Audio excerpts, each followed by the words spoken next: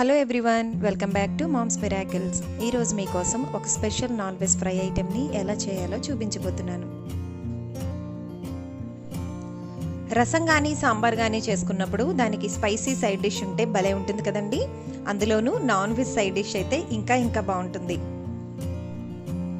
ఈరోజు మనం ఎంతో స్పైసీగా ఉండే ప్రాన్స్ పెప్పర్ ఫ్రైని ఎలా చేయాలో చూడబోతున్నాం. మరి ఆలస్యం ఎందుకు, ప్రాసెస్ స్టార్ట్ చేద్దామా? ముందుగా ఒక కడాయిలో 2 స్పూన్స్ ఆయిల్ని తీసుకుని ఆయిల్ బాగా వేడెక్కిన తర్వాత బాగా వాష్ చేసి పెట్టుకున్న రొయ్యల్ని ఇందులో వేసుకోవాలి. రొయ్యలు మనం వాష్ చేసుకునేటప్పుడు 2-3 సార్లు వాటర్తో కడుక్కున్న తర్వాత దానికి కొంచెం నిమ్మరసాన్ని పసుపుని బాగా పట్టించి ఒకసారి బాగా వాష్ చేసుకున్నట్లయితే మనకి నీచు వాసన అనేది అస్సలు ఉండదండి.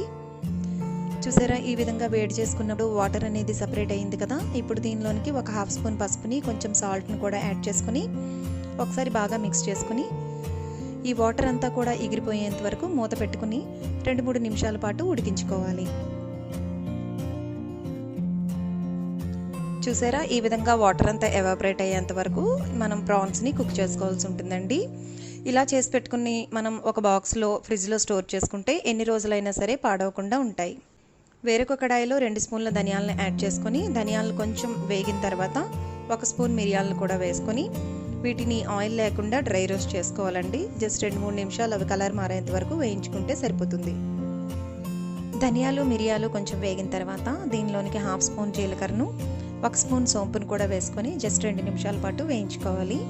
దీనిలోకి మీ కారానికి సరిపడా 1 లేదా 2 ఎండుమిరపకాయలను కూడా వేసుకొని బాగా వేయించుకుని చల్లార్చుకొని మిక్సీ జార్లో పౌడర్గా చేసి పెట్టుకోవాలండి. ఎండుమిరపకాయలు అనేవి అంటే ఆల్రెడీ మనం మిరియాలు వాడుతున్నాం కాబట్టి మీ కారానికి సరిపడా తీసుకోండి. ఒక కడాయిలో 3 టేబుల్ స్పూన్స్ ఆయిల్ని తీసుకుని వేడి చేసుకోవాలి. అంటే ఈ ఫ్రైకి కొంచెం ఆయిల్ ఎక్కువే పడుతుందండి, అప్పుడైతేనే టేస్ట్గా ఉంటుంది. దీనిలోనికి 3 లేదా 4 చిన్న ఉల్లిపాయలను ఈ విధంగా స్లైసెస్గా కట్ చేసుకుని వేయించుకోవాలి. పొడుగ్గా కాకపోయినా చిన్న పీసెస్గా కట్ చేసుకుని వేయించుకున్నా కూడా బాగుంటుంది.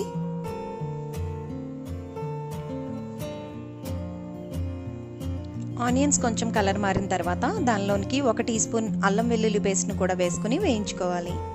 ఒక 2 నిమిషాలు ఇలా వేయించుకున్న తర్వాత ముందుగా ఉడికించి పెట్టుకున్న ప్రాన్స్ని ఇందులో యాడ్ చేసుకోవాలి. ఇప్పుడు వీటిలోనికి 1 స్పూన్ కారాన్ని కూడా యాడ్ చేసుకోవాలి. ఇప్పుడు రుచికి సరిపడా సాల్ట్ని యాడ్ చేసుకొని వీటన్నిటిని ఒకసారి బాగా మిక్స్ చేసుకోవాలి. మనం రొయ్యల్ని ఉడికించుకునేటప్పుడు కొంచెం సాల్ట్ని యాడ్ చేసాం కదండి, అంటే ఆల్రెడీ కొంచెం రొయ్యల్లో సాల్ట్ ఉంటుంది. సో మీరు మీ టేస్ట్కి సరిపడా సాల్ట్ని చూసుకొని యాడ్ చేసుకోవాల్సి ఉంటుందండి. చూసారా, రొయ్యలు ఈ విధంగా వేగిన తర్వాత ముందుగా పౌడర్ చేసి పెట్టుకున్న పెప్పర్ మసాలా పౌడర్ని ఇందులో యాడ్ చేసుకొని ఒకసారి బాగా మిక్స్ చేసుకోవాలి.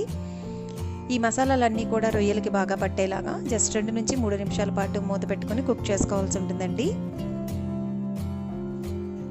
అంతేనండి, ఎంతో స్పైసీగా ఉండే ప్రాన్స్ పెప్పర్ ఫ్రై రెడీ అయిపోయింది.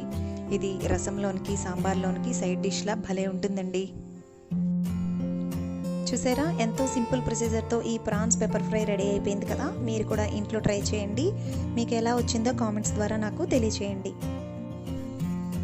ఈ వీడియో కనుక మీకు నచ్చినట్లయితే లైక్ చేయండి, షేర్ చేయండి, సబ్స్క్రైబ్ చేయడం మాత్రం అస్సలు మర్చిపోకండి. మరొక వీడియోలో మళ్ళీ కలుద్దాం. బాయ్.